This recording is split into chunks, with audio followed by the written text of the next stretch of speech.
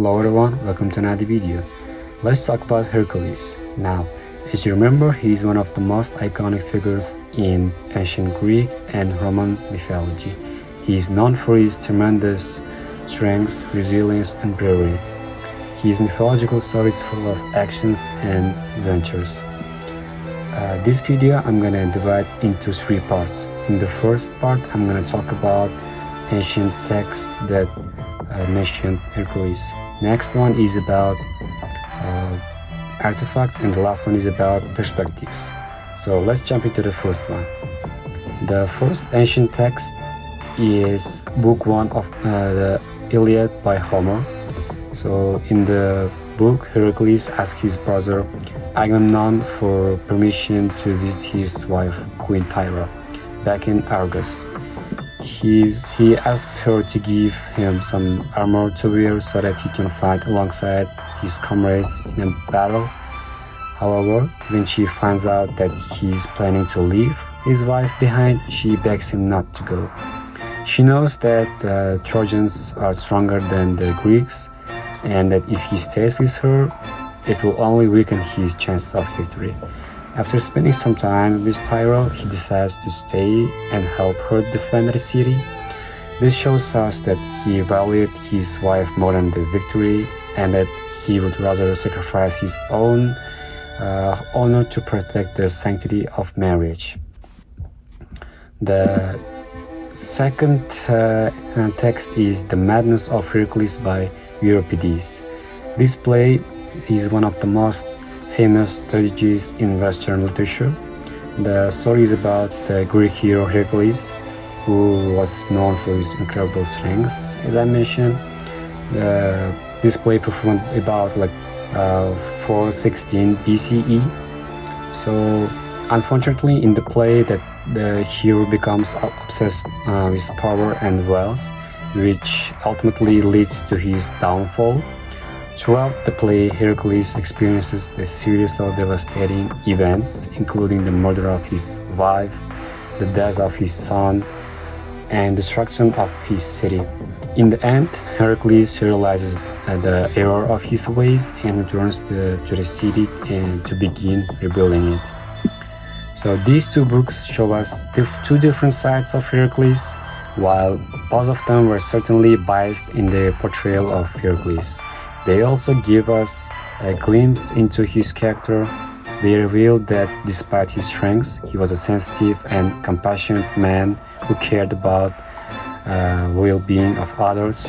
He was a man of great integrity and loyalty who loved his family more than anything else in the world. Now, let's talk about artifacts. The first artifact is the Farnese Hercules. The Farnese Hercules is a marble sculpture of the Olympian god Hercules, dating from the 2nd century AD. It is one of the largest and most famous sculptures of Hercules, standing at a height of 12.3 meters and weighing over 10 tons. The statue's title refers to its original home in the Museo Nazionale Romano in Rome. The sculpture is made from a single block of white Carrara marble from Carrara in northern Italy. It was probably completed around AD 200 to 220, although the exact date of its creation is unknown. It has remained in the museum since the 16th century. One of the most important features of the sculpture is the expression on the face of Hercules. Although it's difficult to determine precisely what he looks like in the real life, the statue gives a fairly accurate representation of his athletic physique and features. The next artifact is the bronze Hercules. For many people, the bronze statue of Hercules is one of the most iconic representations of classical art. The sculpture is thought to have been created around the 6th century BC and has remained one of the most popular tourist sites in Italy. It is believed that the statue was sculpted by the Greek sculptor Phidias, who was inspired by the famous Greek hero of the same name. However, the statue was actually finished not by Phidias himself, but by his nephew Antiochus of Athens. According to the legend, the statue was intended to be a symbol of power and resilience for the city of Rhodes. However, the sculpture was destroyed several times over the centuries and was eventually lost forever in the 16th century. Today, the original statue is lost and only marble copies remains on display in the temple of Athena Nike complex in Rhodes. What about perspectives? So let's focus on humanist perspective. As a humanist, I believe in the power of ideas and their ability to change people's life for the better. I think of Heracles as an inspirational figure, one who has shown us that anything is possible if you set your mind to it. Having survived many challenges in his life, Heracles has become a symbol of strength and perseverance for people all over the world. One important thing that I learned from reading The Heroic Life of Hercules by Bernard Knox is that the key to overcoming obstacles in his life is believing that you can do it and putting in the hard work needed to succeed.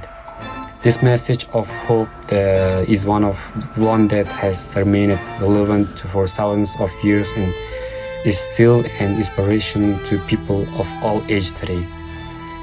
Although his life was not always easy, the story of Hercules shows that perseverance and ability to overcome challenges are important traits that all people should strive to develop.